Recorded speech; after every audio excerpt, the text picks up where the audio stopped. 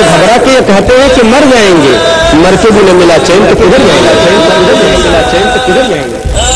और अल्लाह के रसूल फरमाते हैं कि मैंने अल्लाह तबारक व तआला से इजाजत चाही कि मैं अपनी माँ की कब्र की ज़ियारत करूँ, तो अल्लाह ने इजाजत दे दी। उसके बाद अल्लाह के रसूल फरमाते हैं फज़ूरुल क़ुबूर, तुम कब्रिस्तान की ज़ियारत करो, इन्नहा तुज़क्किरुकुमुल मौत, क्योंकि तुम अगर कब्रिस्तान की ज़ियारत करोगे तो तुम्हें मौत याद आएगी। और लोगों, इससे पहले कि तुम्हें मौत आ जाए अल्लाह के रास्ते में खर्च करो। तो उस वक्त इंसान पछताया, अफसोस करे कि अल्लाह तूने मुझको मोहलत क्यों नहीं दी, मुझको चांस क्यों नहीं दिया, मुझको मौका क्यों नहीं दिया कि मैं तेरे रास्ते में खर्च करके नेक बंदों में शामिल हो जाता।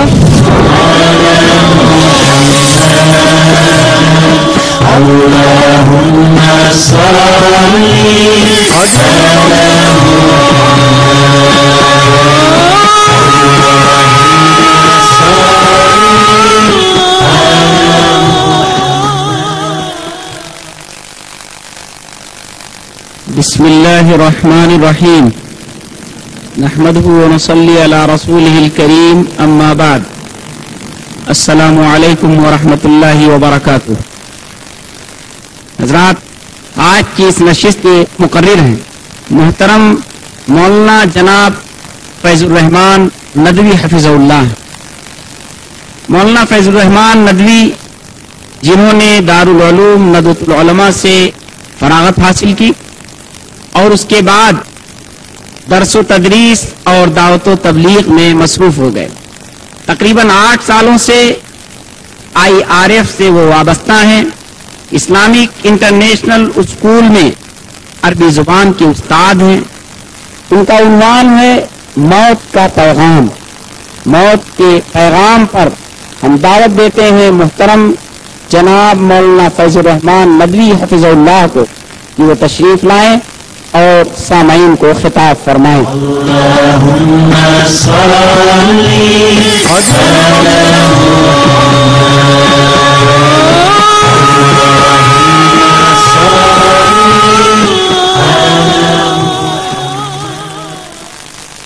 अल्हम्दुलिल्लाह रब्बिल आलमीन वस्सलातु वस्सलामु अला खातमिल अंबिया वल मुरसलीन मुहम्मद व आलिहि व सहबिहि अजमईन। अम्मा बाद, अऊज़ु बिल्लाहि मिनश शैतानिर रजीम, बिस्मिल्लाहिर रहमानिर रहीम। या अय्युहन्नास इन्न वअदल्लाहि हक़्क़ फला तग़ुर्रन्नकुमुल हयातुद दुनिया वला यग़ुर्रन्नकुम बिल्लाहिल गरूर। रब्बि इश्रह ली सदरी वयस्सिर ली अमरी वहलुल उक़दतम मिन लिसानी यफ़क़हू क़ौली। ख़वातीन व हज़रात, अस्सलामु अलैकुम व रहमतुल्लाहि व बरकातुहू। आज की इस नशिस्त में मेरी तकरीर का उन्वान है मौत का पैगाम। सबसे पहले हमें मालूम होना चाहिए कि अल्लाह तबारक व तआला ने हमको और आपको इस दुनिया में किस मकसद के तहत भेजा है, और अल्लाह तबारक व तआला ने हमको और आपको किस मकसद के तहत पैदा किया है। फरमान रब है वमा खलक़्तुल जिन्न वल इंसा इल्ला लियअबुदून। सूरह ज़ारियात सूरह नंबर 51 आयत नंबर 56। और मैंने इंसानों और जिन्नातों को सिर्फ इसलिए पैदा किया है कि वो सिर्फ मेरी ही इबादत करें। इस आयत से साफ साफ मालूम हो गया कि हमारी और आपकी पैदाइश का मकसद अल्लाह की इबादत के सिवा और कुछ भी नहीं है। और आप जानते हैं कि जो चीज जिस मकसद के लिए तैयार की जाती है और बनाई जाती है, अगर वो अपने मकसद को पूरा नहीं करती तो वो चीज नाकाम हो जाती है। एक डॉक्टर अगर अपने मरीज को अच्छा न कर सके तो कहते हैं कि वो इलाज में नाकाम हो गया। एक किसान अगर फसल न उगा सके, खेती पैदा न कर सके, तो कहते हैं कि वो किसान अपनी खेती में और फसल उगाने में नाकाम हो गया। इसी तरीके से अगर हम और आप उस मकसद को पूरा न कर सके जिसके लिए अल्लाह तबारक व तआला ने हमें और आपको पैदा किया है, तो कहना चाहिए कि हमारी और आपकी सारी जिंदगी ही नाकाम हो गई। वो मकसद क्या है जिसके लिए अल्लाह ने आपको और हमको पैदा किया है? वो मकसद ये है कि हमारी और आपकी पूरी जिंदगी اللہ کے منشا اور قانون کے مطابق ہو. اللہ نے جن چیزوں کے کرنے کا ہمیں حکم دیا ہے ان چیزوں کو ہم اپنائیں, اور اللہ نے جن چیزوں سے ہمیں منع کیا ہے, جن چیزوں سے ہمیں روکا ہے, ان چیزوں سے ہم رک جائیں. اگر ہماری زندگی ایسی گزرے گی تو ہماری ایسی زندگی مقصد والی زندگی ہوگی, اور پھر اس زندگی میں ہمارا کھانا بھی عبادت ہے, ہمارا پینا بھی عبادت, ہمارا سونا بھی عبادت ہے, اور ہمارا جاگنا بھی عبادت, ہمارا چلنا پھرنا بھی عبادت ہے, اور ہمارا کسی جگہ بیٹھنا بھی عبادت. حتیٰ کہ راستے میں سے کسی تکلیف دینے والی چیز کو, چاہے وہ کانٹا ہو, چاہے وہ پتھر ہو, یا کوئی اینٹ ہو, یا کوئی بھی چیز ہو جسے کسی انسان کو تکلیف پہنچ سکتی ہو, اور اگر ہم نے اس تکلیف دینے والی چیز کو صرف اس لیے ہٹا دیا کہ اللہ کے کسی بندے کو کوئی تکلیف نہ ہو, تو یہ چیز بھی عبادت ہے. صحیح مسلم کتاب الایمان کتاب نمبر 1 باب بیان عدد شعب الایمان باب نمبر 12 حدیث نمبر 2858 میں اللہ کے رسول صلی اللہ علیہ وسلم نے کیا پیاری بات بیان فرمائی ہے. ابو ہریرہ رضی اللہ تعالیٰ عنہ اس حدیث کے بیان کرنے والے ہیں, اس حدیث کے راوی ہیں. وہ کہتے ہیں کہ اللہ کے رسول صلی اللہ علیہ وسلم نے فرمایا الایمان بضع و سبعون شعبۃ فافضلها قول لا الہ الا اللہ وادناها اماطۃ الاذى عن الطریق والحیاء شعبۃ من الایمان. کہ ایمان کے 70 سے کچھ زیادہ شعبے ہیں, اس کی شاخیں ہیں. ان میں سب سے بہترین, سب سے افضل, سب سے عمدہ یہ ہے کہ انسان اس بات کی گواہی دے, اس بات کا اقرار کرے کہ اللہ کے سوا اس دھرتی کے اوپر کوئی بھی پوجے جانے کے لائق نہیں ہے. اللہ کے علاوہ اس دھرتی کے اوپر اور اس آسمانی شامیانے کے نیچے تو اس لائق نہیں ہے کہ اس کی بندگی, اس کی پرستش اور اس کی عبادت کی جائے. اور اس کا سب سے کم ترین درجہ یہ ہے کہ انسان راستے سے تکلیف دینے والی چیز کو ہٹا لے, اور حیا بھی ایمان کا ایک حصہ ہے. اس حدیث سے بھی معلوم ہو گیا کہ ہماری اور آپ کی جو پیدائش کا مقصد ہے اور جو زندگی کا مقصد ہے وہ یہ ہے کہ ہم اللہ کے بندے بن کر رہیں, اللہ کی بندگی کریں. یعنی ہوش سنبھالنے کے بعد سے لے کر مرتے دم تک ہمارا ہر کام, ہمارا چلنا پھرنا, ہمارا سونا جاگنا, ہمارا اٹھنا بیٹھنا, ہمارا کھانا پینا, ہماری موت و زندگی ساری کی ساری اللہ کے حکم اور اللہ کے منشا کے مطابق ہو. زندگی آمد برائے بندگی, زندگی بے بندگی شرمندگی. اللہ نے زندگی ہم کو اسی لیے تو دی ہے کہ اس زندگی میں اللہ کی بندگی ہو, اس زندگی میں اللہ کی فرما برداری ہو, اس زندگی میں اللہ کی اطاعت ہو, اس زندگی کے اندر اللہ کے قانون کو فالو کیا جائے اور اللہ کے قانون کے مطابق زندگی گزاری جائے. وہ زندگی بھی کوئی زندگی ہے جس زندگی کے اندر اللہ کی اطاعت نہ ہو, محمد صلی اللہ علیہ وسلم سے محبت نہ ہو, محمد صلی اللہ علیہ وسلم کی فرما برداری نہ ہو, اللہ کے حکموں کو نہ مانا جائے. ایسی زندگی زندگی نہیں بلکہ شرمندگی ہے. اللہ تبارک و تعالی نے ہم کو اور آپ کو بہت بڑے مقصد کے تحت پیدا کیا ہے, بیکار نہیں پیدا کیا. سورہ مومنون سورہ نمبر 23 آیت نمبر 115 کے اندر اللہ فرماتا ہے افحسبتم انما خلقناکم عبثا وانکم الینا لا ترجعون. اے لوگوں, اے انسانوں, کیا تم نے یہ سمجھ رکھا ہے, کیا تمہارا یہ گمان ہے, کیا تمہارا یہ خیال ہے کہ ہم نے تم کو بیکار پیدا کر دیا ہے, اور کیا تم یہ سوچتے ہو کہ دوبارہ تم کو ہماری طرف لوٹ کر نہیں آنا ہے؟ اگر تم نے ایسا سوچا تو یہ تمہاری غلط سوچ ہے, تمہارا یہ تصور غلط ہے, تمہارا یہ کنسپٹ درست نہیں ہے. الغرض اللہ تبارک و تعالیٰ نے ہم کو اور آپ کو ٹیسٹ کے طور پر, امتحان کے طور پر اور ایگزام کے طور پر پیدا کیا ہے. رب کا کیا فرمان ہے؟ سورہ ملک سورہ نمبر 66 آیت نمبر 2 کے اندر کھول کھول کر اللہ بیان کرتا ہے الذی خلق الموت والحیات لیبلوکم ایکم احسن عملا. وہ اللہ ہی ہے جس نے موت کو بھی پیدا کیا ہے اور جس نے زندگی کو بھی پیدا کیا ہے, صرف اس لیے تاکہ وہ دیکھے کہ تم میں سے کون شخص اچھا کام کرتا ہے, کون شخص نیک کام کرتا ہے. ہماری اور آپ کی زندگی ایک ٹیسٹ ہے, ایک امتحان ہے. اس آیت سے یہ بھی معلوم ہو گیا کہ اللہ کے علاوہ نہ تو کوئی زندگی دینے والا ہے اور نہ کوئی موت دینے والا. اس آیت سے یہ بھی معلوم ہو گیا کہ اللہ تبارک و تعالیٰ کے علاوہ نہ ہماری زندگی کسی کے قبضے میں ہے اور نہ موت. اور یہ بھی معلوم ہو گیا کہ نہ تو ہماری زندگی بے مقصد ہے اور نہ ہماری موت بے مقصد ہے. اللہ نے جو ہم کو زندگی دی ہے وہ ہمارے لیے امتحان کا زمانہ ہے. ہماری پوری زندگی, چاہے وہ 100 سال کی ہو, 80 سال کی ہو, 70 سال کی ہو, 60 سال کی ہو, 50 سال کی ہو, یہ ہماری پوری زندگی امتحان کی تیاری کا وقت ہے. اور جب موت آ گئی تو اس کا مطلب یہ ہے کہ امتحان کی تیاری کا وقت ختم ہو چکا. اللہ تبارک و تعالیٰ نے انسانوں کو یہ جو مہلت دی ہے تیاری کرنے کی, وہ اس لیے تاکہ ہر انسان اپنی زندگی میں کچھ کام کر کے دکھائے اور اپنی اچھائی یا برائی کو ظاہر کر سکے, اور اس کے بعد اگر جس نے اچھائی کی ہے اس کو اس کی اچھائی کا بدلہ ملے, اور جس نے کوئی برائی کی ہے اس کو اس کی برائی کا بدلہ ملے. اس لیے کہ اگر ایسا نہ ہو, اچھا کام کرنے والے کو اس کے اچھے کام کا اور برے کام کرنے والے کو اس کی برائی کی سزا نہ ملے, تو پھر اس ٹیسٹ کا اور اس امتحان کا کوئی مطلب باقی نہیں رہتا. اس چھوٹی سی تمہید کے بعد اب آپ سمجھیے کہ اللہ نے جو یہ دنیا بنائی ہے, اللہ نے جو یہ کائنات کو وجود بخشا ہے, اس کی حقیقت کیا ہے.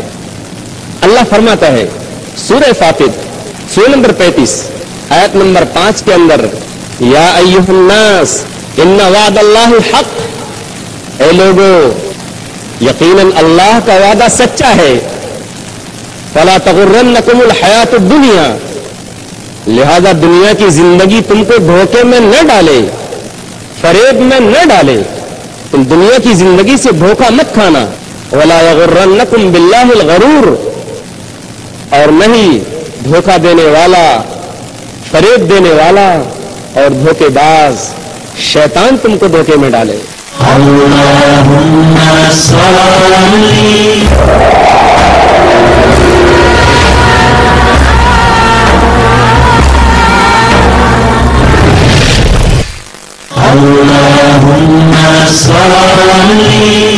اللہ کے رسول صلی اللہ علیہ وسلم نے دنیا کی حقیقت اس طرح سے بیان کی ہے. صحیح مسلم کتاب الجنہ وصفۃ نعیمها واہلها, کتاب نمبر 51 باب نمبر 15 حدیث نمبر 2858 کے اندر اللہ کے رسول صلی اللہ علیہ وسلم نے یہ بات بیان فرمائی ہے, مَا الدُّنْيَا فِي الْآخِرَةِ إِلَّا مِثْلُ مَا يَجْعَلُ أَحَدُكُمْ إِصْبَعَهُ فِي الْيَمِّ فَلْيَنْظُرْ بِمَا تَرْجِعُ, کہ دنیا کی حقیقت اور دنیا کی مثال تو ایسی ہے جیسے تم میں سے کوئی شخص اپنی انگلی سمندر کے اندر ڈبوئے اور پھر دیکھے کہ وہ انگلی اپنے ساتھ سمندر کا کتنا پانی اٹھا کر لاتی ہے. یہی حقیقت دنیا کی ہے. ایک اور حدیث میں صحیح مسلم کتاب الزہد کتاب نمبر 34 باب نمبر 1 حدیث نمبر 2957 کے اندر اس طرح سے بیان فرمائی ہے, مر رسول اللہ صلی اللہ علیہ وسلم بجدی اسک میت والناس کنفتیہ, کہ آپ صلی اللہ علیہ وسلم کا ایک دن گزر ایک ایسے بکری کے بچے کے پاس سے ہوا جس کے کان چھوٹے تھے اور وہ مردار تھا. آپ صلی اللہ علیہ وسلم نے صحابہ کرام سے پوچھا, ایکم یحب ان یکون ھذا لہ بدرہم, کہ تم میں سے وہ کون شخص ہے جو بکری کے اس بچے کو 1 درہم میں, یا آج کی زبان میں ہم یہ سمجھو کہ 1 روپے میں خریدنا پسند کرے. صحابہ کرام نے کہا, ما یحب انہ لنا بشیء وما نصنع به, کہ اے اللہ کے رسول صلی اللہ علیہ وسلم, ہم تو اس بکری کے بچے کو کسی چیز کے بدلے میں بھی لینا پسند نہیں کریں گے, اور اس کو ہم لے کر بھی کریں گے کیا. تو آپ صلی اللہ علیہ وسلم نے پھر فرمایا کہ کیا تم یہ چاہتے ہو کہ بکری کا یہ بچہ تم کو فری ہی میں مل جائے, مفت ہی میں مل جائے, تم کو پیسہ بھی نہ دینا پڑے, 1 روپے بھی نہ دینا پڑے, تم کو یوں ہی اگر مل جائے تو کیا تم یہ بکری کا بچہ لینا پسند کرو گے؟ تو صحابہ کرام نے کیا کہا؟ کان عیبا فیہ لأنہ اسق فکیف وہو میت۔ اے اللہ کے رسول صلی اللہ علیہ وسلم، اگر یہ بکری کا بچہ زندہ ہوتا تو بھی اس کے اندر عیب تھا، اس کے اندر خرابی تھی، اس کے اندر نقص تھا، اس کے اندر کمی تھی، کیونکہ اس کے کان چھوٹے، یہ عیب ہے۔ تو اب ہم اس کو لے کر کیا کریں گے جبکہ یہ مردار بچہ ہے، مرا ہوا بچہ ہے؟ اللہ کے رسول صلی اللہ علیہ وسلم نے آگے جو بات بیان فرمائی یہ پوری حدیث کا خلاصہ اور نچوڑ ہے۔ للدنیا اہون علی اللہ، کہ اے لوگوں، اے مسلمانوں، اے میرے ساتھیوں، جس طریقے سے بکری کے اس بچے کی تمہارے نزدیک حقیقت ہے، اللہ کے نزدیک دنیا کی حقیقت اس سے بھی کم درجے کی ہے۔ لیکن یہ بڑا نازک مسئلہ ہے، یہ بڑا اہم مسئلہ ہے کہ آدمی دنیا کے اندر رہے، دنیا کی چیزوں کا استعمال کرے اور پھر دنیا کی محبت بھی اس کے دل میں داخل نہ ہو۔ میں اس کو ایک مثال سے بیان کرتا ہوں، واضح کرتا ہوں۔ انسان کی مثال کشتی کے جیسی ہے اور دنیا کی مثال پانی کے جیسی ہے۔ کشتی پانی کے بغیر چل نہیں سکتی۔ انسان اس دنیا میں دنیا کی چیزوں سے فائدہ اٹھائے بغیر نہیں رہ سکتا۔ انسان کو اس دنیا میں زندگی گزارنے کے لیے پیسے چاہیے، کپڑا چاہیے، گھر چاہیے، کھانے پینے کی چیزیں چاہیے، اور یہ ساری چیزیں دنیا ہیں۔ لیکن آپ جانتے ہیں کہ جب تک دنیا کی یہ ساری چیزیں، دنیا کا یہ سارا ساز و سامان انسان کے چاروں طرف ہو، انسان کے ارد گرد ہو، تو کسی بات کا ڈر نہیں ہے۔ جس طریقے سے کشتی پانی کے اوپر رہتی ہے اور وہ پانی کشتی کو دھکا دیتا ہے، پانی کشتی کے چاروں طرف ہوتا ہے تو وہ کشتی آگے بڑھتی رہتی ہے، لیکن جس دن اس کشتی کے اندر پانی داخل ہو جائے تو وہ کشتی ڈوب جاتی ہے۔ بالکل اسی طریقے سے دنیا کا یہ ساز و سامان، دنیا کی یہ ساری چیزیں جب تک ہمارے چاروں طرف ہے تو ہماری زندگی کی کشتی چلتی رہے گی اور پھر ہمیں کسی چیز سے ڈرنے کی ضرورت نہیں ہے۔ لیکن جس دن دنیا کا یہ ساز و سامان، دنیا کی یہ ساری چیزیں ہمارے ارد گرد سے ہٹ کر ہمارے دل کی کشتی میں داخل ہو گئیں، اس دن یہ ساری چیزیں ہم کو تباہ و برباد کر دیں گی۔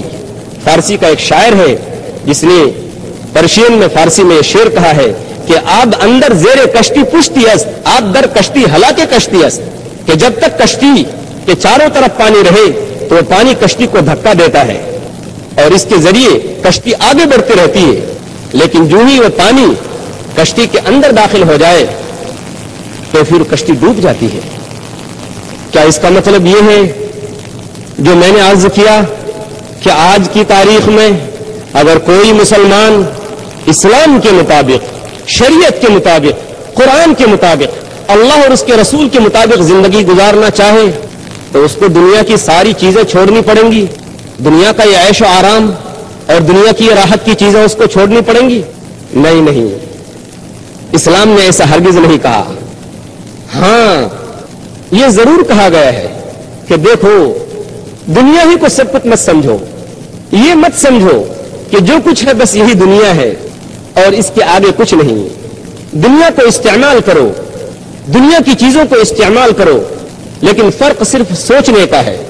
اگر تم نے دنیا کی چیزوں کو، دنیا کی عیش و آرام کی چیزوں کو اس نیت سے اور اس مقصد سے استعمال کیا آخرت کے واسطے ہمارے لیے ایک سیڑھی کا درجہ رکھتی ہے تو اچھی بات ہے۔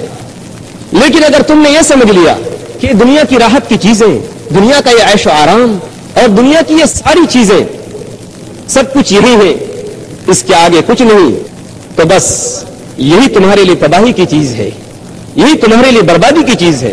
اللہ فرماتا ہے سورہ شورى سورہ نمبر 42 آیت نمبر 20 کے اندر، من کان یرید حرث الآخرۃ نزد له فی حرثہ، جو شخص آخرت کی کھیتی کرے گا، آخرت کے لیے تیاری کرے گا، آخرت کے لیے جد و جہد کرے گا، آخرت کے لیے کوشش کرے گا، نزید له فی حرثہ، ہم اس کی کھیتی میں اضافہ کریں گے، اس کی کھیتی کو بڑھا دیں گے۔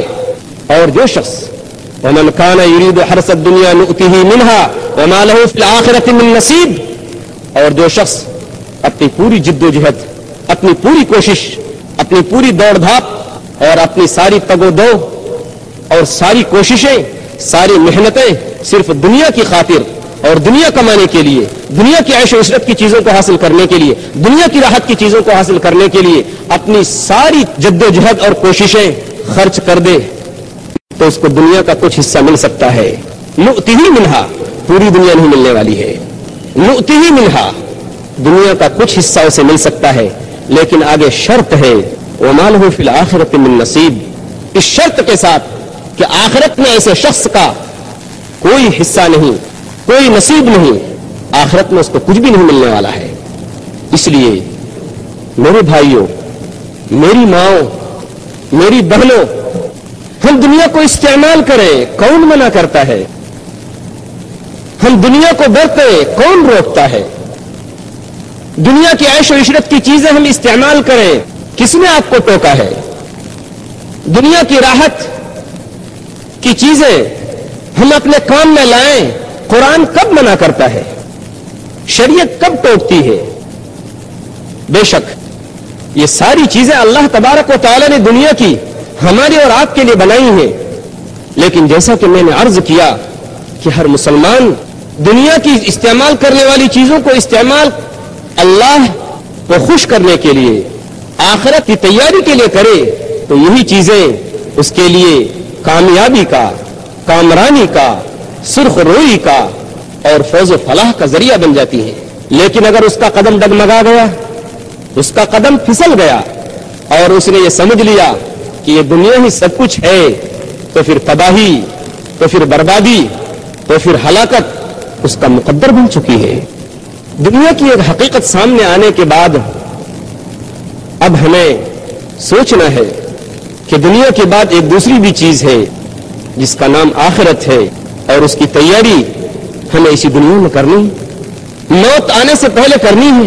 तो वो मौत क्या है, उसकी भी हकीकत हम समझें। उसकी हकीकत क्या है? मौत ऐसी यकीनी चीज कि इसके बारे में किसी का इख्तलाफ नहीं। दुनिया की बहुत सारी चीजों में लोगों ने इख्तलाफ किया, हत्ता कि कहने वालों ने कह दिया कि हम अल्लाह को नहीं मानते, बल्कि लोगों ने खुदाई का दावा भी कर दिया कि हम खुदा हैं, हम माबूद हैं, हम रब हैं। लेकिन आज तक कायनात के अंदर कोई शख्स ये थ्योरी पेश करने वाला, ये नजरिया पेश करने वाला पैदा नहीं हुआ कि मौत हमको नहीं आएगी। और अगर किसी ने अपने दीवानापन की वजह से इसका ऐलान भी कर दिया हो कि मुझे मौत नहीं आएगी, तो ऐसा हुआ नहीं कि उसको मौत ना आई हो। ऐसा नहीं हुआ। बड़े से बड़ा मुल्हिद, बड़े से बड़ा एथियस्ट, बड़े से बड़ा बेदीन, उसको हर चीज में इख्तलाफ हो सकता है या बहुत सारी चीजों में इख्तलाफ हो सकता है, लेकिन एक चीज ऐसी है, यानी मौत, उसके बारे में इख्तलाफ नहीं। अल्लाह फरमाता है सूरह आल इमरान सूरह नंबर 3 आयत नंबर 185 के अंदर, कुल्लु नफ्सिन ज़ाइक़तुल मौत, हर इंसान को, हर जानदार को मौत से दो चार होना है, मौत का मजा चखना है। और दूसरी जगह सूरह क़सस सूरह नंबर 28 आयत नंबर 88 के अंदर अल्लाह ताला साफ साफ फरमाता है, कुल्लु शैइन हालिकुन इल्ला वजहा, अल्लाह के अलावा हर चीज हलाक होने वाली है, फना होने वाली है और खत्म होने वाली है। बड़े से बड़ा मुल्हिद, बड़े से बड़ा एथियस्ट, बड़े से बड़ा बेदीन, उसको हर चीज में इख्तलाफ हो सकता है या बहुत सारी चीजों में इख्तलाफ हो सकता है, लेकिन एक चीज ऐसी है, यानी मौत, उसके बारे में इख्तलाफ नहीं। अल्लाह फरमाता है सूरह आल इमरान सूरह नंबर 3 आयत नंबर 185 के अंदर, कुल्लु नफ्सिन ज़ाइक़तुल मौत, हर इंसान को, हर जानदार को मौत से दो चार होना है, मौत का मजा चखना है। और दूसरी जगह सूरह क़सस सूरह नंबर 28 आयत नंबर 88 के अंदर अल्लाह ताला साफ साफ फरमाता है, कुल्लु शैइन हालिकुन इल्ला वजहा, अल्लाह के अलावा हर चीज हलाक होने वाली है, फना होने वाली है और खत्म होने वाली है। जिस तरीके से मौत यकीनी है, उसी तरह से हर शख्स ये भी जानता है कि मौत के वक्त का किसी को पता नहीं कि कब मौत आएगी। साइंस तरक्की कर गई, इंसान चांद पर पहुंच गया, लेकिन साइंस और उसकी इजादात और उसकी तरक्कियात और उसके इन्वेंशंस, ये सारी चीजें आज भी बेबस हैं इस बात को बताने से کہ موت کا وقت بتا دے کہ موت کب آئے گی، کسی کو نہیں معلوم. آگاہ اپنی موت سے کوئی بشر نہیں، سامع 100 برس کا پل کی خبر نہیں، کوئی نہیں بتا سکتا. جس طریقے سے موت یقینی ہے اور جس طریقے سے یہ بات یقینی ہے کہ موت کا کوئی وقت فکس نہیں ہے، کوئی وقت متعین نہیں ہے، میں آپ کو دعوت دیتا ہوں اس بات پر کہ آپ غور کیجئے. آخر ہم بھی تو مسلمان ہیں، آخر ہم بھی تو محمد صلی اللہ علیہ وسلم کے امتی ہیں، آخر ہم بھی تو قرآن کی دعوت کو اور قرآن کی دعوت کو عام کرنے کے لیے ایسے ایسے پروگراموں میں شریک ہوتے ہیں، آخر ہم بھی تو اللہ کے آخری رسول محمد صلی اللہ علیہ وسلم کے امتی ہیں. آپ سوچئے کہ جتنا موت کا وقت غیر یقینی ہے، فکس نہیں ہے، اتنے ہی ہم اور آپ اس موت سے غافل ہیں، بے خبر ہیں، اس کے بارے میں کوئی فکر نہیں کرتے. اللہ فرماتا ہے سورہ انبیاء سورہ نمبر 21 آیت نمبر 1 اقترب للناس حسابهم وهم في غفلة معرضون. لوگوں کے حساب کا وقت قریب آ چکا ہے لیکن وہ بے خبری میں منہ پھیرے ہوئے ہیں. سنجیدگی سے سوچئے، صبح سویرے بستر پر اٹھنے کے بعد سے لے کر رات کو سونے کے لیے بستر پر جانے کے وقت تک کیا کیا خیالات آتے ہیں، تجارت کے، بزنس کے، دھندے کے، کاروبار کے، ملازمت کے، نوکری کے، بال بچوں کے اور دنیا کمانے کے. لیکن کتنی مرتبہ ہم یہ سوچتے ہیں کہ موت ہمارے سر پہ آ کھڑی ہے، موت ہمارا انتظار کر رہی ہے، موت ہمارا پیچھا کر رہی ہے. آپ کے اغل بغل میں، آپ کے پڑوس میں، آپ کے دوست، آپ کے بھائی، آپ کے رشتہ دار، ان کی جانیں جاتی ہیں، وہ موت کا مزہ چکھتے ہیں اور آپ ان کو کندھا دے کر قبرستان لے کر جاتے ہیں.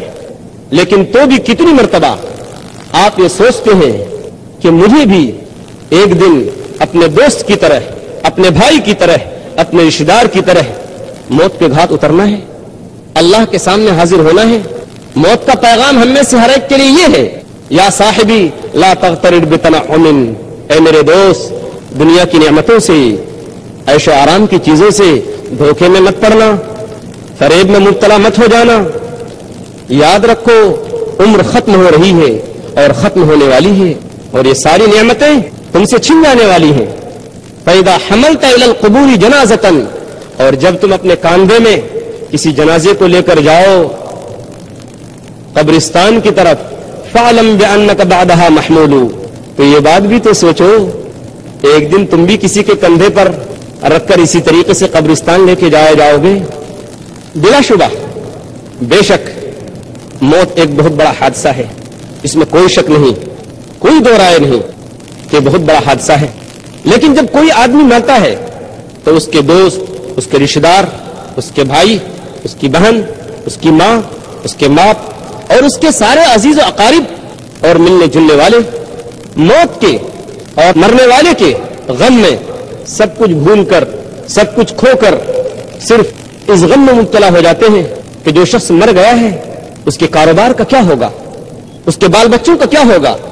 مرنے والے کے رشتہ داروں کو اس بات کا موقع نہیں ملتا، یہ سوچنے کی فرصت نہیں ملتی کہ ہم سوچیں جس طریقے سے آج یہ گیا ہے کل میری باری ہے. موت کا پیغام ہم میں سے ہر ایک کے لیے تو یہی ہے کہ موت سے کس کو رستگاری ہے، موت سے کون بچ سکا ہے، آج وہ کل ہماری باری ہے. موت اور زندگی میں بس فرق اتنا ہی تو ہے جتنا آج اور کل میں. آج زندگی ہے اور کل کا نام موت ہے. موت کا پیغام تو یہ ہے حضرت علی رضی اللہ تعالیٰ عنہ کی زبانی کہ ارتحلت الدنیا مدبرتن وارتحلت الآخرت مقبلتن، کہ اے لوگوں دنیا نے منہ پھیر لیا اور آخرت اور موت ہمارے سامنے کھڑی ہے. وَلِكُلِّ وَاحِدَةٍ مِّنْهُمَا بَنُونَ، اور ان میں سے ہر ایک کے چاہنے والے ہیں. تَكُونُ مِنْ أَبْنَاءِ الْآخِرَةِ، لہذا اے لوگوں آخرت کے بندے بنو، آخرت کے چاہنے والے بنو، دنیا دار مت بنو، دنیا کے چاہنے والے مت بنو. فَإِنَّ الْيَوْمَ عَمَلٌ وَلَا حِسَاب، کیونکہ آج عمل کا دن ہے کوئی حساب کتاب نہیں. وَغَدًا حِسَابٌ وَلَا عَمل، اور کل حساب و کتاب کا دن ہے، وہاں کوئی عمل نہیں ہوگا، کوئی عمل کرنے کا موقع نہیں ملے گا. یہ گھڑی محشر کی ہے، تو عرصہ محشر میں ہے، پیش کر غافل عمل کوئی اگر دفتر میں ہے، وہاں تو صرف یہی کہا جائے گا کہ پیش کر غافل عمل کوئی اگر دفتر میں ہے، کیونکہ عمل کا موقع ختم ہو چکا. تم نے جو کچھ کیا تھا وہ دنیا میں، اب اس کا حساب و کتاب ہوگا اور اس کے مطابق تم کو جزا یا سزا ملنے والی ہے. موت کا فرشتہ ہمارے سامنے کھڑا رہتا ہے، ہمارا پیچھا کرتا رہتا ہے.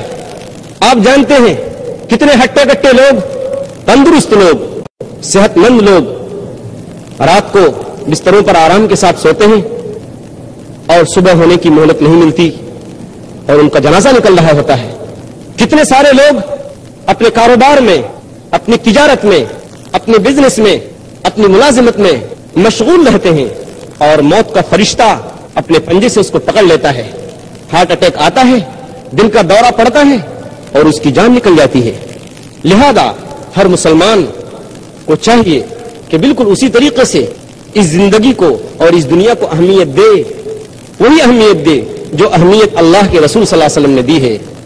اللہ کے رسول فرماتے ہیں، ابن عمر رضی اللہ تعالیٰ عنہ اس حدیث کے راوی ہیں، بخاری کی حدیث ہے، صحیح بخاری کتاب الرقاق کتاب نمبر 81 باب نمبر 1 حدیث نمبر 6214. نبی اکرم صلی اللہ علیہ وسلم نے فرمایا، کن فی الدنیا کأنک غریب. اے مسلمانوں، دنیا میں اس طریقے سے رہو جس طریقے سے ایک مسافر رہتا ہے یا ایک پردیسی رہتا ہے. اور ابن عمر کہتے تھے کہ اذا امسیت فلا تنتظر الصباح واذا اصبحت فلا تنتظر المساء وخذ من صحتك لمرضك ومن حياتك لموتك. کہ لوگوں، جب تم شام کر لو تو صبح ہونے کا انتظار مت کرو، اور جب صبح کر لو، صبح ہو جائے تو شام ہونے کا انتظار مت کرو. آج ہم دنیا میں اتنا کھو گئے، دنیا کی روزی کمانے میں، اپنے بال بچوں کی فکر میں اتنا کھو گئے کہ ہم روزی دینے والے کو اور اپنے رب اور معبود کو بھول گئے، خدا کو بھول گئے. لوگ فکر روزی میں، خیال رزق ہے، رزاق کا خیال نہیں. یہ کیسی بات ہے؟ جو روزی دینے والا ہے، جو ہم کو سب کچھ دینے والا ہے، ہم اس کو تو بھول گئے اور ہم لگ گئے کہ ہم کو کس طریقے سے 2 روٹی نصیب ہو جائے. لیکن معلوم نہیں کہ وہ 2 روٹی دینے والا کون ہے. جو حدیث میں نے پڑھی بخاری کی 6214، اس حدیث میں آگے اللہ کے رسول صلی اللہ علیہ وسلم نے فرمایا کہ وَخُذْ مِنْ صِحَّتِكَ لِمَرَضِكَ وَمِنْ حَيَاتِكَ لِمَوْتِكَ. کہ اے مسلمانوں، اپنی تندرستی کے زمانے میں اللہ کو یاد کرو بیماری آنے سے پہلے، اور اپنی زندگی کو غنیمت سمجھو، اپنی زندگی سے فائدہ اٹھاؤ موت آنے سے پہلے.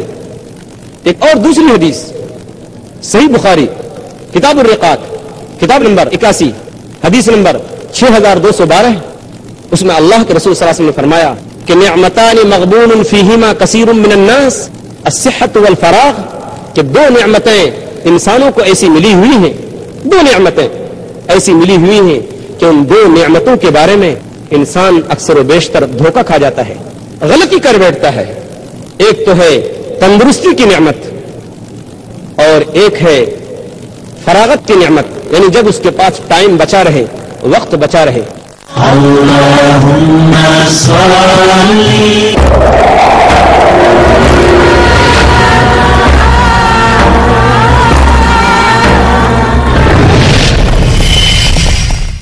جھوٹ کا اندھیرا کتنا ہی گہرا کیوں نہ ہو، سچائی کی ایک کرن سے مٹا دینے کے لیے کافی ہے. ہر پہلو، ہر نظریہ، ہر نقطہ سچ کا، ہر دم، ہر پل، ہر لمحہ سچ کو پیش کرنے کی جستجو. آئے بھی میرے ساتھ اور حق کو جانیے. عالم انسانیت کے لیے سچائی کی روشنی. ڈاکٹر ذاکر نائک پیش کریں گے اظہار حق ہر پیر سے سنیچر رات 10 بجے انڈیا میں اور رات 7:30 بجے سعودی عربیہ میں پیس ٹی وی اردو پر. شیخ شمیم فوزی. اقترب للناس حسابهم وهم في غفلة معرضون. حساب کا وقت قریب آ چکا ہے اور لوگ ہیں کہ غفلت میں ڈوبے ہوئے ہیں. دنیا کی لکھنے والی نہ جانے کب جسم اور جان کا رشتہ ختم ہو جائے اور توبہ کی مہلت بھی نہ ملے.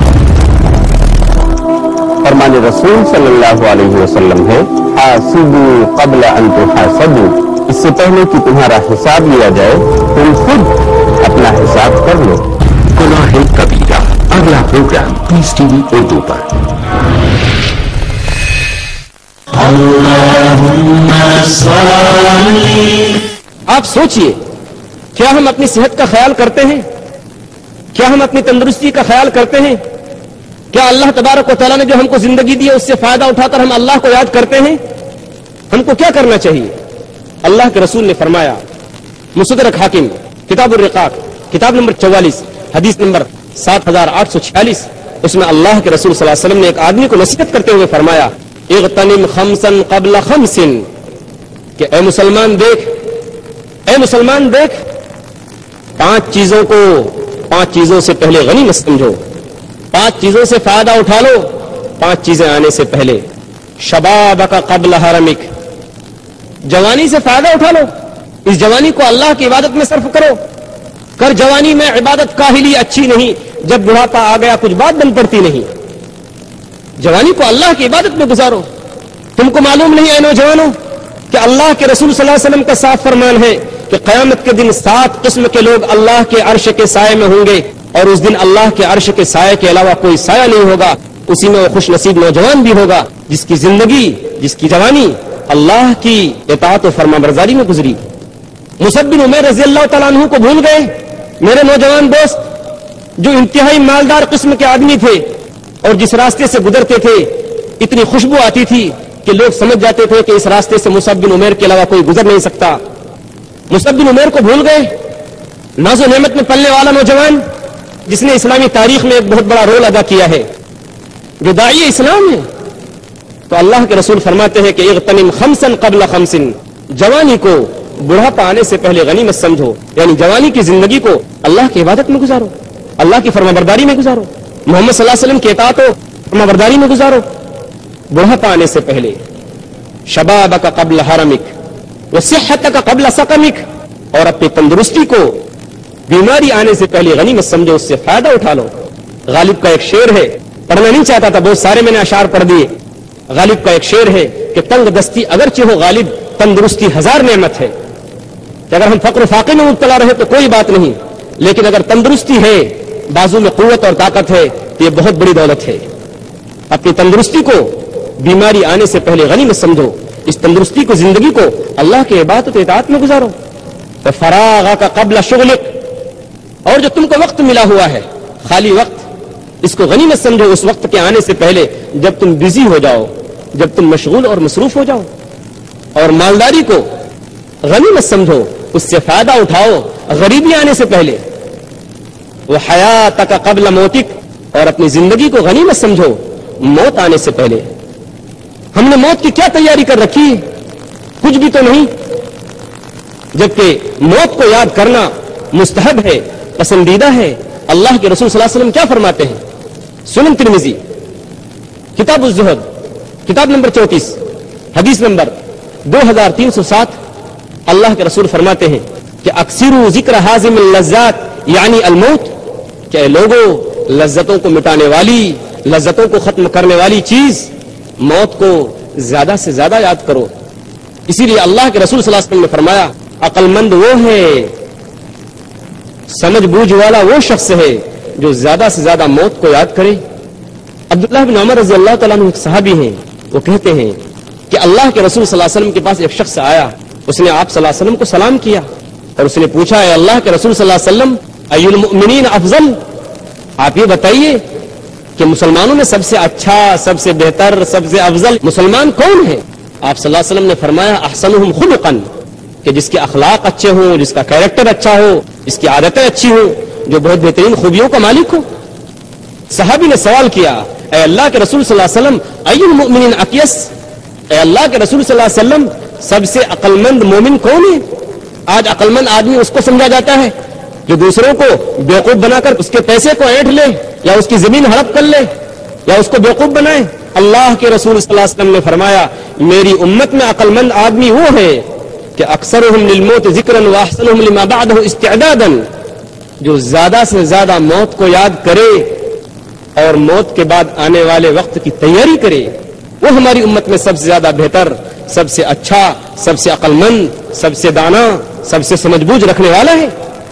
موت آئے گی، چاہے آدمی کتنا اپنے آپ کو بچائے، اللہ نے صاف صاف فرما دیا ہے سورہ جمعہ سورہ نمبر 62 آیت نمبر 8 کے اندر، قل ان الموت الذی تفرون منہ فانہ ملاقیکم، کہ آپ کہہ دیجئے کہ بے شک جس موت سے تم بھاگتے ہو، اپنے آپ کو بچاتے ہو، وہ موت تم کو آ کر رہے گی۔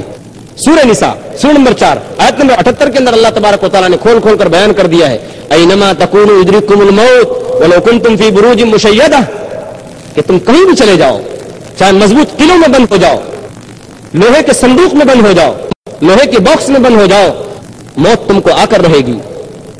موت سے کسی کو چھٹکارا نہیں، ہر ایک کو موت کا گھونٹ پینا ہے، لیکن ہم آج اسی سے غافل ہیں۔ آج اگر ہم مسلمانوں سے کہتے ہیں کہ آخرت کے لیے تیاری کرو، نوجوانوں سے کہتے ہیں کہ آخرت کی تیاری کرو، موت کی تیاری کرو، وہ کہتے ہیں کہ عمل تو ہم بعد میں کریں گے، ابھی تو ہم جوان ہیں۔ اللہ کے رسول نے کیا فرمایا؟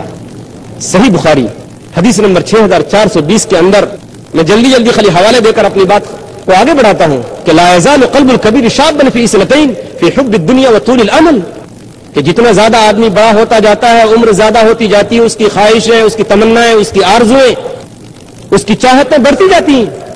آدمی جتنا بوڑھا ہوتا جاتا ہے، اس کا دل جوان ہوتا جاتا ہے۔ کس چیز کے لیے؟ دو چیزوں کے لیے، ایک تو دنیا کی محبت اور لمبی لمبی آرزویں، لمبے لمبے منصوبے، بڑی بڑی پلاننگیں۔ کیا آپ کو اللہ کے رسول صلی اللہ علیہ وسلم کی وہ حدیث نہیں معلوم جس میں اللہ کے رسول نے فرمایا ہے لا تتخذوا الضیعہ فترغبوا فی الدنیا؟ سنن ترمذی کی روایت ہے کہ لوگوں جائیدادیں نہ بناؤ ورنہ تمہاری دلچسپی اسی میں بڑھ جائے گی اور تم آخرت کو بھول جاؤ گے، موت کو بھول جاؤ گے، موت کے بعد آنے والی زندگی کو بھول جاؤ گے۔ منع فرمایا اللہ کے رسول نے۔ اس کا مطلب یہ نہیں ہے کہ کاروبار کرنا، جائیداد اختیار کرنا، زمینیں خریدنا یہ ناجائز ہے، نہیں۔ مطلب یہ کہ اسی کو سب کچھ اپنا مقصد نہ بنا لو۔ اگر تم نے اس کو ہی اپنا مقصد بنا لیا تو اپنے اصل مقصد کو بھول جاؤ گے۔ یاد کیجئے عین اس وقت جب پورا ملک عرب محمد صلی اللہ علیہ وسلم کی مٹھی میں ہے اور خزانوں کے خزانے اونٹوں پر لدے ہوئے مدینہ طیبہ میں حاضر ہو رہے ہیں، آپ صلی اللہ علیہ وسلم کے گھر میں فاقے کی تیاری ہو رہی ہے۔ عین اس وقت جب پورا عرب آپ کے ایک اشارے کا انتظار کرتا ہے کہ محمد صلی اللہ علیہ وسلم جس چیز کا اشارہ کریں ہم اپنی جانوں کا نذرانہ پیش کریں گے، آپ صلی اللہ علیہ وسلم کے پاس حضرت عمر حاضر ہوتے ہیں۔ آپ صلی اللہ علیہ وسلم ایک ٹوٹی ہوئی چارپائی پر آرام فرما رہے ہوتے ہیں۔ آپ کے سر کے نیچے جو تکیہ ہے وہ کھجور کے پتوں کا ہے۔ آپ صلی اللہ علیہ وسلم ایک بستر پر لیٹے ہوئے ہیں، خالی بدن ہے۔ گھر کے ایک کونے میں ایک برتن کے اندر ایک مٹھی جو رکھا ہوا ہے، دوسری طرف ایک کونے میں ایک برتن میں تھوڑا سا پانی رکھا ہوا ہے۔ حضرت عمر رضی اللہ تعالیٰ عنہ جیسا آدمی یہ منظر دیکھتا ہے اور روتا ہے۔ اللہ کے رسول پوچھتے ہیں ما یبکیک، اے عمر رونے کی بات کیا ہے، تم روتے کیوں ہو؟ حضرت عمر فرماتے ہیں اے اللہ کے رسول ان قصرا و قیصر فیما ہما فی وانت رسول اللہ، اے اللہ کے رسول اس سے زیادہ رونے کا اور کون موقع ہو سکتا ہے کہ روم و ایران کے بادشاہ جو ظالم و جابر لوگ ہیں، جو اللہ کو نہیں مانتے، اللہ کی بندگی نہیں کرتے، جو فاسق و فاجر لوگ ہیں، وہ دنیا کے باغ و بہار کے مزے لوٹ رہے ہیں، ہر طرح کی راحتیں ان کو میسر ہیں، اور آپ اللہ کے آخری رسول ہو کر اس حالت میں ہیں۔ اللہ کے رسول نے کیا جواب دیا؟ یہ صحیح بخاری کی روایت ہے، کتاب التفسیر کتاب نمبر 66 حدیث نمبر 4913 کہ اما ترضى ان تكون لهم الدنيا ولنا الاخره، اے عمر کیا تم اس بات پر خوش نہیں ہو، کیا تم اس بات پر راضی نہیں ہو کہ روم و ایران کے بادشاہ دنیا کے باغ و بہار کے مزے لوٹیں اور آخرت میں اللہ ہم سے راضی ہو جائے، آخرت میں اللہ ہم سے خوش ہو جائے۔ آپ اس نبی امی کی امت ہے جنہوں نے دنیا سے اس طریقے سے بے تعلقی ظاہر کی۔ آپ کو نہیں معلوم وہ حدیث؟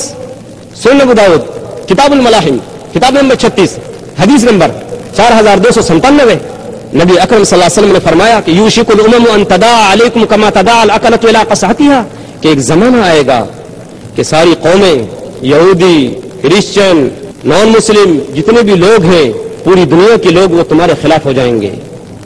جس طریقے سے کھانے پر بھوکے لوگوں کو بلایا جاتا ہے وہ تمہارے خلاف ویسے ہی پل پڑیں گے۔ فقال قائل ومن قلة نحن يومئذ، ایک صاحب نے کہا اے اللہ کے رسول صلی اللہ علیہ وسلم کیا اس وقت ہماری تعداد کم ہوگی، کہ ہم تعداد میں تھوڑے ہوں گے؟ اللہ کے رسول نے فرمایا نہیں، بل انتم کثیر، تمہاری تعداد بہت زیادہ ہوگی۔ 125 करोड़ मुसलमान इस दुनिया में बसते हैं। बल अंतुम कसीर, तुम्हारी तादाद बहुत ज्यादा होगी। वलाकिन्नकुम गुसा, उनका गुसा इस्सैल, लेकिन तुम्हारी हैसियत समुंदर के ऊपर जो झाग है उसकी हो जाएगी। वलयंज़अन्नल्लाहु मिन सुदूरि अदुव्विकुम अल-महाबत मिनकुम, और अल्लाह ताला ऐसा भी करेगा, तुम्हारे दुश्मनों के दिलों से तुम्हारा रोब और दबदबा खत्म कर देगा। वलयक़ज़िफ़न्नल्लाहु फ़ी क़ुलूबिकुम अल-वहन, और तुम्हारे दिलों में वहन डाल देगा। फ़क़ाल क़ाइलुन या रसूलल्लाह वमल वहन, ऐ अल्लाह के रसूल सल्लल्लाहु अलैहि वसल्लम आप ये तो बताइए ये वहन क्या चीज है। आपने फरमाया हुब्बुद दुनिया व कराहियतुल मौत, दुनिया से मोहब्बत और मौत से नफरत। तुम्हें मोहब्बत हो जाएगी बहुत ज्यादा दुनिया से और नफरत हो जाएगी मौत से। आज मौत के नाम से हमको मौत आती, जबकि होना तो ये चाहिए था कि मुसलमान को सिर्फ अल्लाह से डरना चाहिए था, मुसलमान को सिर्फ अल्लाह से खौफ खाना चाहिए था। तो आखिर ये मौत हमको कैसे याद आएगी, ये मौत हमको किस तरीके से याद आती है और आ सकती है, उसके बारे में दो चार बातें बताकर मैं अपनी बात खत्म करूंगा। सबसे पहली चीज ये है कि मौत इस तरीके से याद आएगी कि आदमी अपनी आरजुओं को कम कर दे, ख्वाहिशों और तमन्नाओं को कम करे, चाहतों को कम करे, ऐश और आशाइश और राहतों की चीजों में थोड़ी कमी करे। क्योंकि अल्लाह के रसूल ने साफ साफ फरमा दिया है कि इंसान को अगर सोने का एक पहाड़ मिल जाए तो उसकी ख्वाहिश ये होगी कि एक पहाड़ इसके जैसे और मिल जाता, और जब तक उसको मौत नहीं आएगी उसकी आरज़ू खत्म होने वाली नहीं, उसकी ख्वाहिश पूरी होने वाली नहीं, उसकी तमन्ना खत्म होने वाली नहीं। इसलिए आरज़ू कम करे और अल्लाह के रास्ते में, अल्लाह ने अगर आपको दिया है तो अल्लाह के रास्ते में खर्च करे। अल्लाह फरमाता है सूरह मुनाफिकून सूरह नंबर 63 आयत नंबर 10 के अंदर, व अनफिकू मिम्मा रज़क़नाकुम मिन क़ब्ल अन यातिय अहदकुमुल मौत, ऐ लोगों इससे पहले कि तुम्हें मौत आ जाए अल्लाह के रास्ते में खर्च करो। फ़यक़ूल रब्बी लौला अख़रतनी इला अजलिन क़रीब फ़असद्दक़ व अकुन मिनस सालिहीन, फिर उस वक्त इंसान पछताया, अफसोस करे कि अल्लाह तूने मुझको मोहलत क्यों नहीं दी, मुझको चांस क्यों नहीं दिया, मुझको मौका क्यों नहीं दिया कि मैं तेरे रास्ते में खर्च करके नेक बंदों में शामिल हो जाता। तीसरी चीज ये है मौत कैसे याद आएगी, मौत इस तरीके से याद आएगी कि आदमी कब्रिस्तान की ज़ियारत करे। अल्लाह के रसूल फरमाते हैं कि मैंने अल्लाह तबारक व तआला से इजाजत चाही कि मैं अपनी माँ की कब्र की ज़ियारत करूं तो अल्लाह ने इजाजत दे दी। उसके बाद अल्लाह के रसूल फरमाते हैं फज़ूरुल क़ुबूर, तुम कब्रिस्तान की ज़ियारत करो, इन्नहा तुज़क्किरुकुमुल मौत, क्योंकि तुम अगर कब्रिस्तान की ज़ियारत करोगे तो तुम्हें मौत याद आएगी। मैं दुआ करता हूं अल्लाह ताला से अपने लिए भी, आपके लिए भी और दुनिया में बसने वाले उन तमाम मुसलमान भाइयों के लिए भी जो इस धरती के ऊपर बसते हैं, अल्लाह के कलमा गो हैं, अल्लाह की शरीयत को मानते हैं, कि हम इस दुनिया में रहकर मौत की तैयारी करें। अल्लाह तबारक व तआला हमको इसका मौका नसीब करे।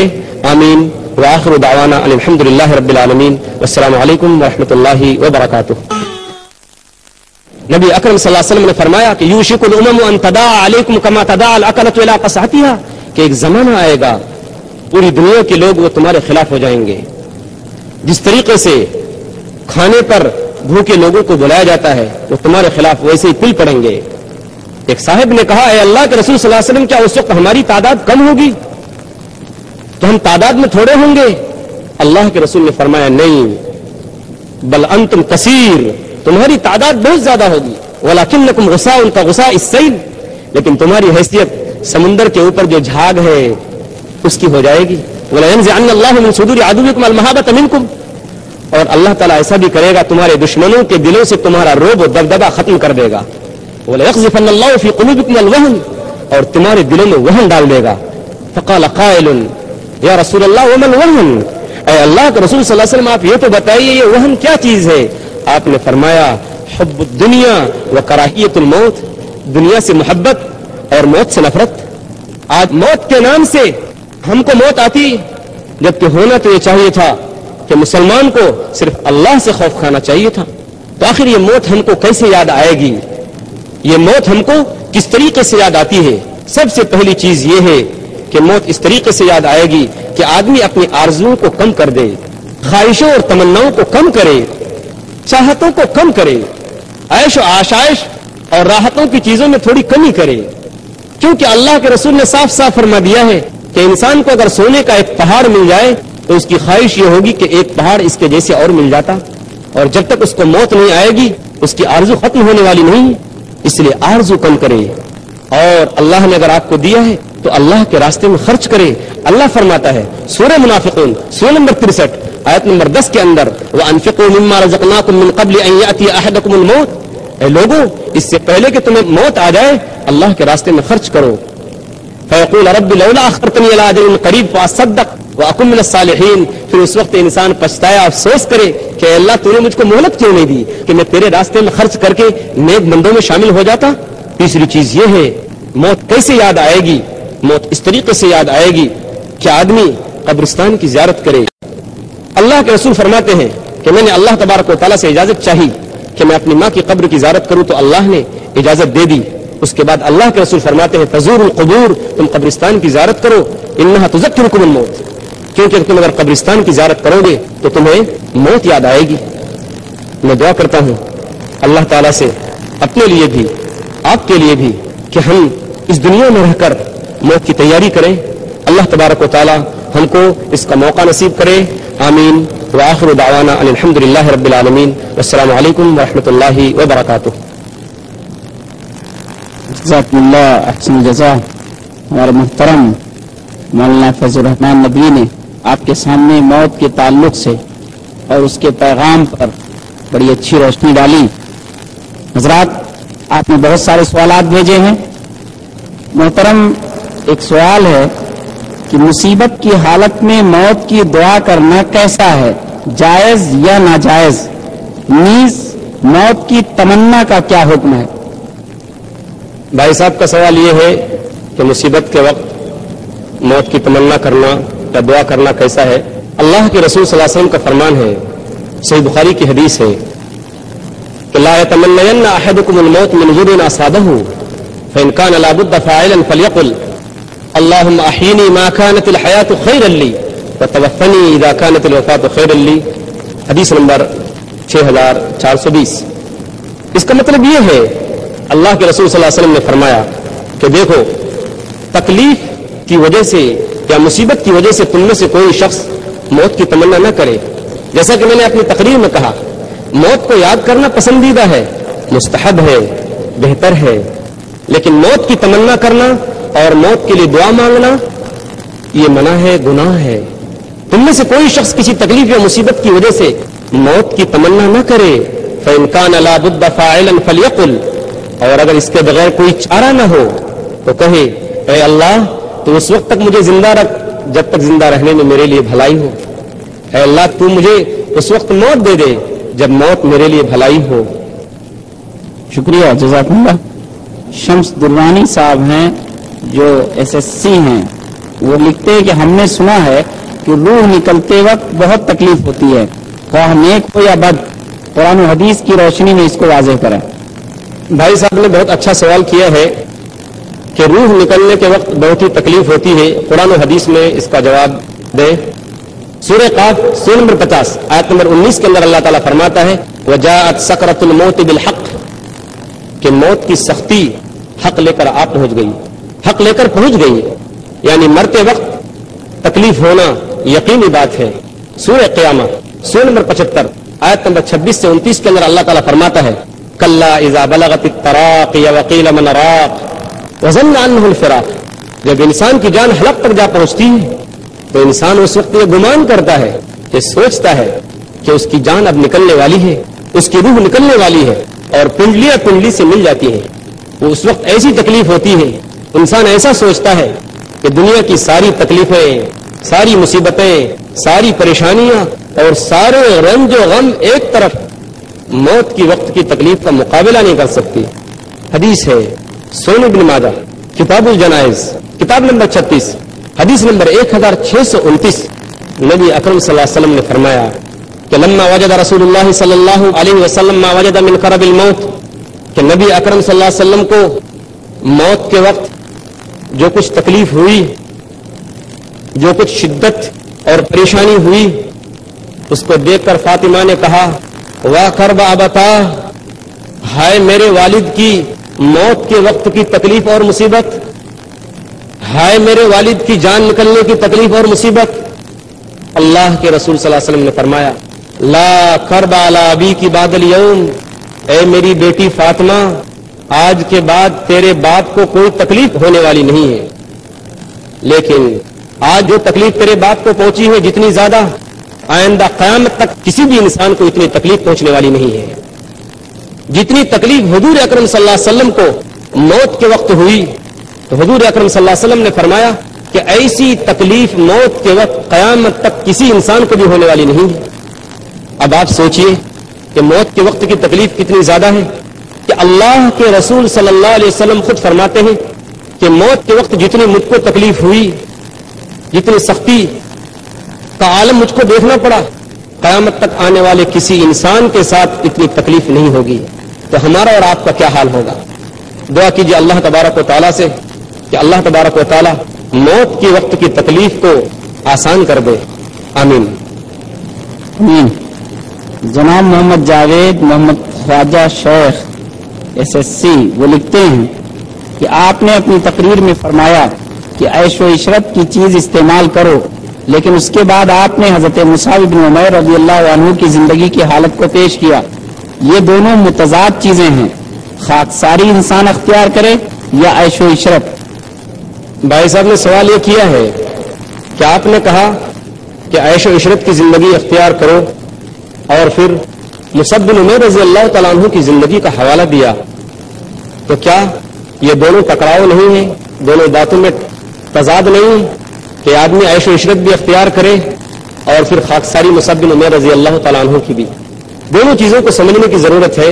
میں اس کو ایک دوسری مثال سے سمجھاتا ہوں.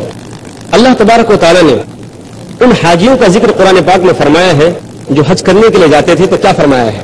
وَتَزَوَّدُوا فَإِنَّ خَيْرَ الزَّادِ التَّقْوَىٰ کہ اے حاجیوں جب اللہ کے گھر کا حج کرنے کے لیے جاؤ تو راستے کا توشہ لے لو، سامان سفر لے لو، اور بہترین سامان سفر حج کا یہ ہے کہ تم تقوی اختیار کرو. یہاں تقوی کا مطلب پرہیزگاری نہیں ہے. یہ حاجی ایسا کہا کرتے تھے کہ جب ہم اللہ کے گھر میں جا رہے ہیں، اللہ کے گھر کے حج کے لیے جا رہے ہیں، تو کیا اللہ ہم کو بھوکا رکھے گا؟ اور پھر مکے میں جا کر لوگوں سے مانگا کرتے تھے، اپنا ہاتھ پھیلایا کرتے تھے. تو اللہ نے منع فرمایا کہ بہترین زیادہ سفر، بہترین سفر کا سامان یہ ہے کہ تم سوال کرنے سے بچو. جب اللہ کے اوپر بھروسہ کر لیا تو پھر ہاتھ مت پھیلاؤ. اللہ کے اوپر جب بھروسہ کر لیا تو پھر ہاتھ مت پھیلاؤ. بالکل یہی بات یہاں بھی ہے کہ مصعب بن عمیر رضی اللہ تعالیٰ عنہ اسلام لانے سے پہلے بے شک بہت مالدار، بہت غنی اور بہت ناز و نعمت میں پلنے والے انسان تھے، لیکن جب قربانیاں دینی پڑی، اللہ کے راستے میں کچھ خرچ کرنا پڑا، تو ظاہر بات ہے آپ جانتے ہیں کہ جب ان کی وفات ہوئی ہے تو ان کو پورا کفن بھی ملنا نصیب نہ ہوا. اگر سر کی طرف ڈھکا جاتا تو پیر کھل جاتے تھے، اور اگر پیر کی طرف کفن کیا جاتا تو سر کھل جاتا تھا. اللہ کے رسول نے فرمایا کہ سر کو ڈھک دو کفن سے اور پیر کی طرف گھاس ڈال دو.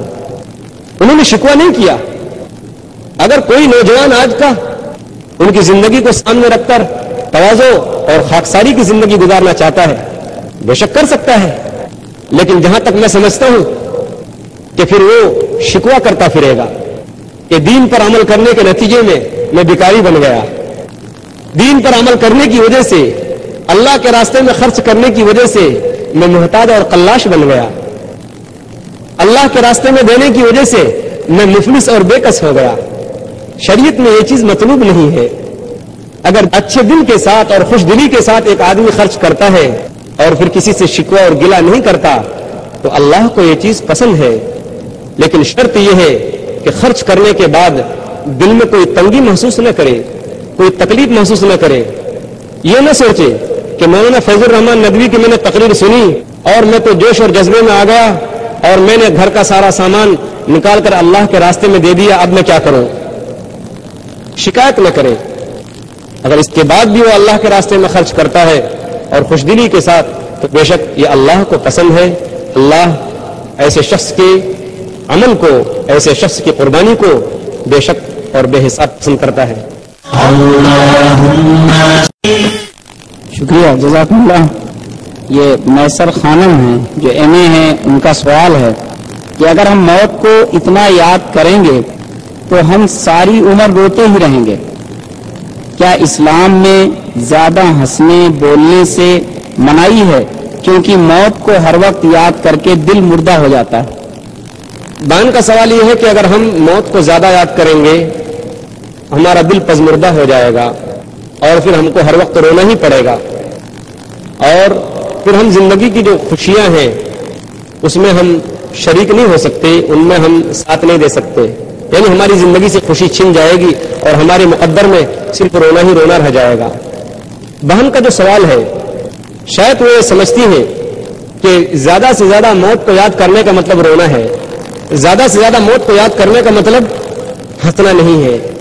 نہیں، بیلنس باقی رکھیے۔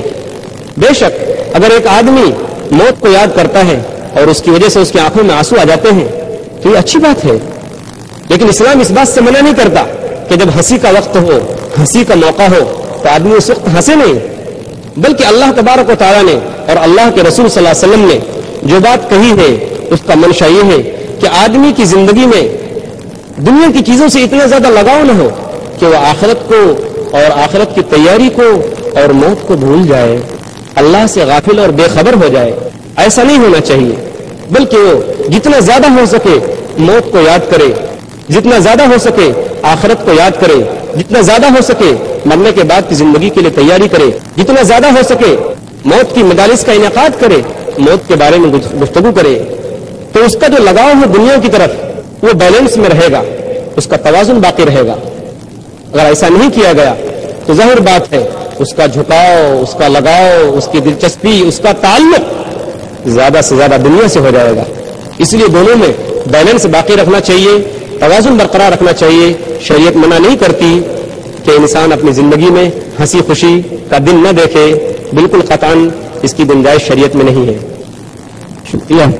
خان طیبہ عبد الرحمان جو ابھی اسٹوڈنٹ ہیں وہ لکھتی ہیں کسی کے مر جانے پر لوگ بہت روتے ہیں، دین کرتے ہیں، پر کچھ لوگ کہتے ہیں کہ رونا نہیں چاہیے، اس بات پر آپ روشنی ڈالیں کہ ایسا کیوں نہیں کرنا چاہیے؟ بہن کہتی ہیں کہ کسی کی موت پر لوگ روتے ہیں، نوحہ کرتے ہیں اور آنسو بہاتے ہیں، آپ بتائیں کہ رونا کیوں نہیں چاہیے؟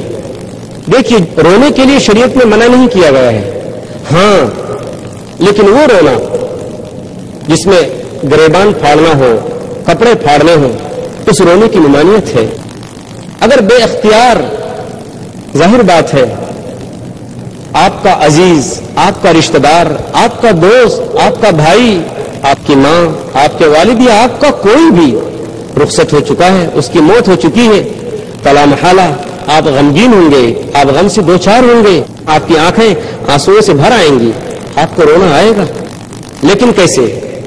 اللہ کے رسول صلی اللہ علیہ وسلم کے صاحبزادے حضرت ابراہیم کا جب انتقال ہو گیا تو بے اختیار آپ صلی اللہ علیہ وسلم کی آنکھوں سے آنسو جاری ہو گئے، آپ کی آنکھوں سے آنسو بہنے لگے۔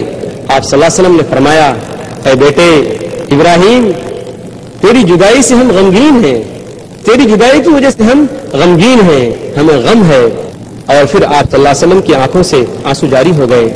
تو اگر بے اختیار آنسو آ جاتے ہیں اور آنکھیں بھر آتی ہیں تو شریعت نے اس کو منع نہیں کیا ہے، لیکن وہ رونا جس میں آدمی چیخے، چلائے، کپڑے پھاڑے، گریبان چاک کرے، نوحہ کرے، ماتم کرے، شریعت نے ان چیزوں سے منع کیا ہے۔ شکریہ، جزاک اللہ۔ احمد سہیل صاحب BE میکینیکل، ان کا سوال ہے، وہ کہتے ہیں جب ایک مسلمان کی موت ہوتی ہے اسے دفن کیا جاتا ہے تو اسے قبر کا عذاب ملتا ہے، غیر مسلم جو دفنائے نہیں جاتے ہیں بلکہ انہیں جلا دیا جاتا ہے تو کیا قبر کا عذاب ان کے اوپر نہیں ہوگا، وہ اس سے محفوظ رہیں گے؟ بھائی سہیل کا سوال یہ ہے کہ جب ایک مسلم کو دفن کیا جاتا ہے قبر کے اندر تو ظاہر بات ہے اس سے سوالات ہوتے ہیں اور حساب و کتاب ہوتا ہے، لیکن ایک غیر مسلم جس کو دفن نہیں کیا جاتا، قبر میں نہیں رکھا جاتا بلکہ اس کو جلا دیا جاتا ہے، سمندر میں بہا دیا جاتا ہے، تو پھر آخر اس کو قبر کا عذاب کیسے ہوگا؟ یہ وہی بات ہے جو اللہ نے سورہ یاسین سورہ نمبر 36 کے اندر بیان فرمائی ہے کہ کافر لوگ یہ کہتے ہیں کہ جب ہماری ہڈیاں ختم ہو جائیں گی تو اللہ تبارک و تعالی دوبارہ ہمیں کیسے زندہ کرے گا؟ حدیث میں ایک واقعہ بھی ملتا ہے اس سلسلے کا کہ ایک شخص نے نصیحت کی تھی اپنے ماننے والوں کو کہ جب میں مر جاؤں تو مجھ کو جلا دینا اور میری راکھ کو سمندر میں بہا دینا. اور پھر اس کا لمبا واقعہ ہے. جو اللہ بغیر وجود کے انسان کو وجود بخش سکتا ہے, انسان کو لا کر کھڑا کر سکتا ہے, ظاہر بات ہے اس اللہ کے لیے کوئی مشکل نہیں ہے کہ اس کی روح کو جسم کے ساتھ دوبارہ زندہ کرے گا اللہ تبارک و تعالیٰ. اور پھر قبر میں ویسے ہی عذاب ہوگا جس طریقے سے اس شخص کو جس کو قبر میں رکھا گیا ہے دفن کے بعد, اسی طریقے سے اس شخص کو بھی عذاب ہوگا جو غیر مسلم ہے.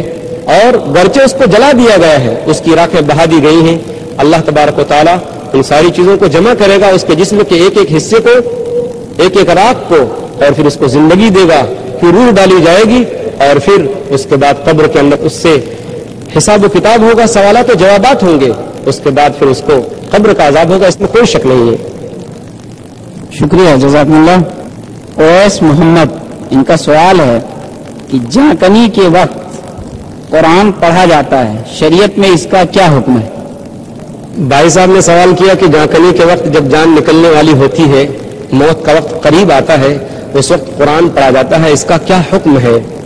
علامہ اقبال نے کہا تھا کہ بآیاتش تورا کار جزی نے کیا یاسی نے وہ آساں بمیری. کیا مسلمانوں, تم نے تو قرآن سے تعلق بس اتنا ہی باقی رکھا ہے کہ جب تمہارا کوئی آدمی مرنے والا ہوتا ہے, اس کی موت کا وقت قریب آتا ہے, تو تم اس کے سرہانے کے پاس بیٹھ کر سورہ یاسین کی تلاوت کرنے لگتے ہو. اس سے علاوہ تمہارا قرآن سے کیا تعلق ہے؟ ہم کو اس سلسلے میں قرآن و حدیث سے کوئی ایسا ثبوت نہیں ملتا کہ مرنے کے وقت جو آدمی مرنے کے قریب ہو اس کے سامنے قرآن پڑھا جائے. ہاں, اس بات کی حدیث میں وضاحت ملتی ہے, اس بات کا حکم ہم کو ملتا ہے حدیث کے اندر کہ جب کسی آدمی کی موت کا وقت قریب ہو تو کلمہ طیبہ پڑھا جائے, کلمہ طیبہ کی تلقین کی جائے, لا الہ الا اللہ محمد رسول اللہ, یہ میت کے سامنے پڑھا جائے. البتہ قرآن کی تلاوت کے بارے میں میری معلومات کی حد تک مجھے کوئی ایسی حدیث نہیں ملی ہے کہ جب آدمی کی جانکنے کا وقت ہو تو اس کے سامنے قرآن پاک کی تلاوت کی جائے. مجھے امید ہے کہ آپ کو اس جواب سے اطمینان ہو گیا ہوگا. شکریہ, جزاک اللہ. شبیر احمد عمری جو BA کر رہے ہیں عربی اردو سے, وہ لکھتے ہیں السلام علیکم. موت کا ایک دن متعین ہے اور اللہ تعالیٰ خودکشی سے بھی منع کرتا ہے, تو کیا خودکشی کرنے پر آدمی وقت سے پہلے مرتا ہے؟ بھائی صاحب کا سوال یہ ہے کہ موت کا ایک وقت متعین ہے, پھر آدمی خودکشی کرتا ہے, تو کیا وہ وقت سے پہلے مر جاتا ہے؟ سورہ نحل سورہ نمبر 16 آیت نمبر 61 کے اندر اللہ تعالیٰ فرماتا ہے فَإِذَا جَاءَ أَجَلُهُمْ لَا يَسْتَأْخِرُونَ سَاعَةً وَلَا يَسْتَقْدِمُونَ, کہ جب لوگوں کی موت کا وقت قریب آ جاتا ہے تو وہ نہ 1 منٹ آگے مر سکتے ہیں نہ 1 منٹ پیچھے. ہاں, اب آدمی جو خودکشی کرتا ہے, جو سوسائڈ کرتا ہے, تو کیا وہ وقت سے پہلے مر جاتا ہے؟ تو یہ معاملہ تقدیر سے متعلق ہو گیا. میں اس کی تھوڑی سی وضاحت کر دوں, ایکسپلینیشن کر دوں, کہ انشاءاللہ آپ کو بات سمجھ میں آ سکتی ہے. دیکھیے, ایسی بات نہیں ہے کہ اللہ نے اس کی قسمت میں, اس کی تقدیر میں لکھ دیا ہے کہ تم خودکشی کرو گے, سوسائڈ کرو گے, اس لیے اس نے خودکشی کر لی. نہیں, یہ بات نہیں ہے. بلکہ اس کو ایک مثال سے سمجھیے کہ ایک کلاس ہے, اس میں بہت سارے بچے پڑھتے ہیں. ایک بچہ بالکل نہیں پڑھتا اور اس کے استاد جو ہیں وہ بول دیتے ہیں, اس کے ٹیچر بول دیتے ہیں کہ دیکھو میں کہتا ہوں تم فیل ہو جاؤ گے. ایگزام ہو جاتا ہے, سارے بچے پاس اور وہ بچہ فیل. سرٹیفکیٹ لے کے آتا ہے, اپنے استاد کو کہتا ہے کہ استاد, چونکہ آپ نے مجھ کو کہہ دیا تھا کہ تم فیل ہو جاؤ گے اس لیے میں فیل ہو گیا. کیا یہ بات درست ہے؟ کیا یہ بات صحیح ہے کہ استاد نے کہہ دیا کہ تم فیل ہو جاؤ گے اس لیے فیل ہو گئے؟ نہیں, بلکہ استاد جانتا تھا کہ سال بھر یہ کلاس میں اٹینڈنس اس کی برابر نہیں, حاضری برابر نہیں, یہ کلاس میں حاضری نہیں ہوا, پڑھائی نہیں, تو یہ پاس کیسے ہو سکتا ہے, یہ فیل ہو جائے گا. استاد نے کہا اس لیے نہیں فیل ہوا, بلکہ استاد جانتا تھا کہ سال بھر اس نے پڑھا نہیں ہے, اس کی اٹینڈنس برابر نہیں ہے, حاضری برابر نہیں ہے, اس لیے فیل ہو گیا. بالکل یہی حال ایک آدمی ہے, خودکشی کر لیتا ہے, وقت سے پہلے نہیں کرتا. اللہ جانتا تھا کہ حالات سے سمجھوتا کر لے گا, پریشان ہو جائے گا, اور پھر ایک دن آئے گا کہ وہ خودکشی کر لے گا, اس لیے اللہ نے لکھ دیا. اللہ نے قسمت میں پہلے سے لکھ دیا کہ خودکشی کرے گا اس لیے خودکشی کر لی, ایسا نہیں ہے. اللہ جانتا تھا کہ فلاں وقت सनीचर के दिन 21 नवंबर को इतने बजे वो खुदकुशी करेगा, इसलिए अल्लाह ने लिख दिया। उसकी मौत जो है उसके वक्त ही पर हुई है, न तो पहले हुई है और न ही बाद में। मुझे उम्मीद है कि आपको इत्मीनान हो गया होगा। शुक्रिया, जज़ाकुमुल्लाह। मोहतरम जनाब मौलाना फैजुर रहमान नदवी से अभी आप मौत के पैगाम पर बहुत ही उम्मीद अफजा और तफसीली और मालूमाती चीजें सुन रहे थे। हम उनके शुक्रगुजार हैं कि उन्होंने मालूमात मुंतकिल की। हम इसी के साथ उनको अलविदा कहते हैं और हम सब दुआ करते हैं कि अल्लाह तबारक तआला उनकी सेहत व सलामती को मजीद वाफिर मिकदार में उन्हें दे और उनसे उम्मत मुस्लिमा को मजीद फायदा उठाने की तौफीक दे।